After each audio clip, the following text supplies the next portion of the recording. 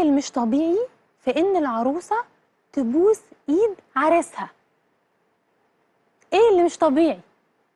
ده انا بعتبرها مقصره.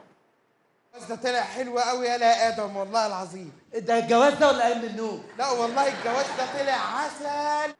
بعدين خلي بالك ما تتخانقيش بصوت عالي عشان هتتعبي، انت اللي هتتعبي وهيجيلك صداع، ولو جالك صداع هتصدعي وهتصدعي اللي حواليكي. انما الراجل لو جاله صداع بيتشافى ذاتيا. نعم نعم نعم. لانه مسكن نفسه، مسكن منه فيه.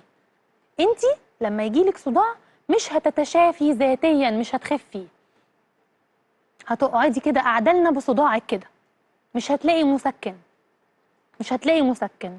عارفه ليه؟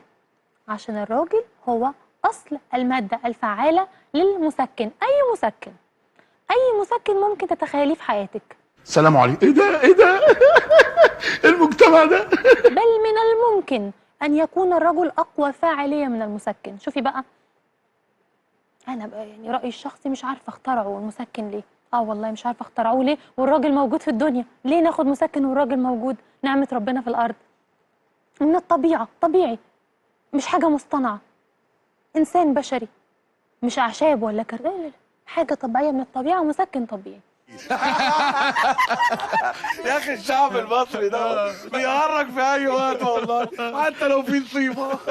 انا لو عليا هو مش مسكن بس، انا رايي الخاص انا مش عارفه اصلا اخترعوا الدواء ليه وهو الدواء. ليه اخترعوا الدواء وهو الدواء؟